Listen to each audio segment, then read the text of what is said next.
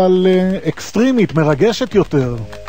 נכון, נכון. ברגעים אלו ממש קבוצה של 4-5 משפחות עם מלא ילדים גולשים פה סנפלינג ממרום המצוק בנחל משש עליון. זה ממש מעל ים המלח, רואים פה נוף מדהים, כל השלולית הענקית הזאת בצבע טורקיז עם הנוף המדהים לערי ירדן ככה מעבר לים. אז הילדים פה גולשים בסנפלינג ואנחנו מלמדים אותם לטפס על חבלים ולגלוש מחבלים, בזמן שההורים נהנים מקצת שלווה מהילדים בזמן שהם עושים פיקניק למרגלות המצוק. זאת אומרת שההורים שלחו את הילדים לגלוש סנפלינג והם עם הקפה בפיקניק. תשמע, ההורים מפחדים, אז הילדים המסים עושים סנפלינג.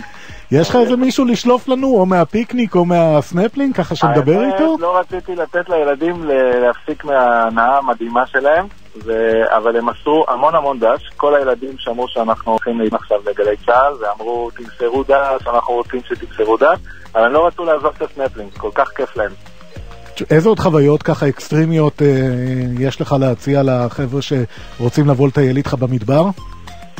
לאורך כל השנה אנחנו עושים טיולים לכל המקומות בארץ, יש לנו המון ידע מקצועי בתחום המערנות, אז אנחנו מורידים גם בסנפלינג אל תוך מערות בכל מיני מקומות בארץ.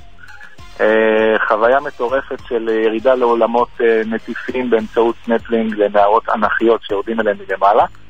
וסנפלינג בכלל בהרבה נחלים בארץ ישראל, יש המון נחלים, חלקם רטובים, חלקם יבשים, שאפשר לרדת אותם בסנפלינג.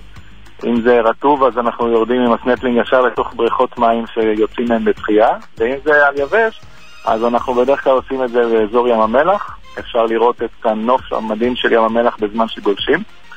ויש, רוב הפעילויות שלנו הם אקסטרים למבוגרים. אחת לחודש אנחנו עושים אקסטרים מיוחד לקטנטנים, כמו היום. מה זה אקסטרים מיוחד לקטנטנים? מאיזה גיל?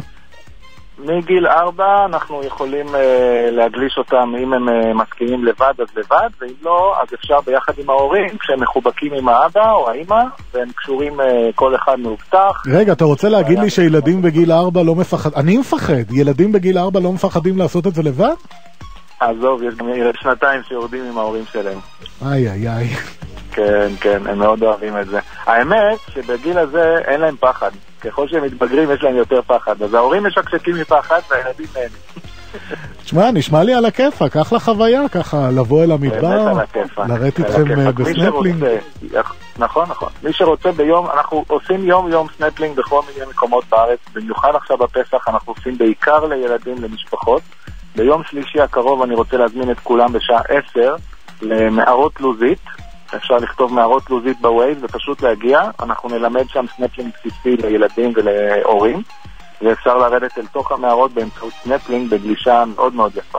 על הכיפה, איתי שקולניק, רשמנו לפנינו יום שלישי מערות לוזית. מי שרוצה את הפסח הזה קצת יותר אקסטרימי, נראה לי שלאיתי יש את ההצעה שתתאים לכם בול.